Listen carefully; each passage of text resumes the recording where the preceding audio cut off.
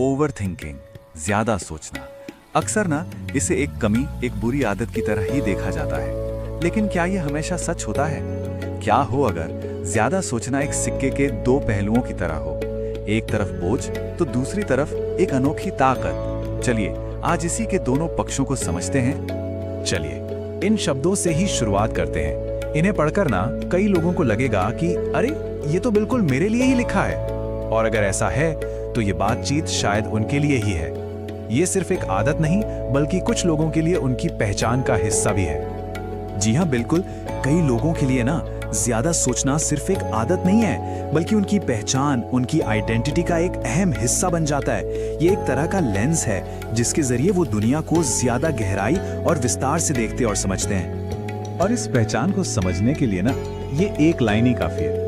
जो लोग लापरवाह होते हैं, जो परवाह नहीं करते, वो ज्यादा सोचते भी नहीं है। तो मतलब साफ है, ये ज्यादा सोचना लापरवाही से नहीं बल्कि परवाह करने से आता है, और यहीं से निकलती है इसकी असली ताकत। तो चलिए पहले उस ताकत की ही बात कर लेते हैं, वो खूबी जो एक ओवरथिंकर को शायद बाकियों से अलग बनाती है।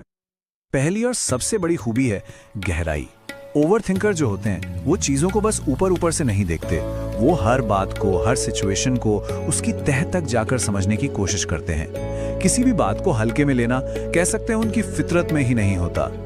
और इसी गहरी सोच का एक नतीजा होता है एम्पैथी, यानी हमदर्दी। ऐसे लोग दूसरों की भावनाओं को, उनके अनकहे शब्दों को बहुत जल्दी समझ लेते हैं। उनके पास ना एक तरह की इमोशनल इंटेलिजेंस होती है जो उन्हें दूसरों से बेहतर तरीके से जोड़ पाती है। और देखिए, जब कोई भावनाओं को इतनी गहराई से समझता है तो वो ये भी जानता है कि कौन से शब्द किसी को तकलीफ दे सकते हैं, है ना?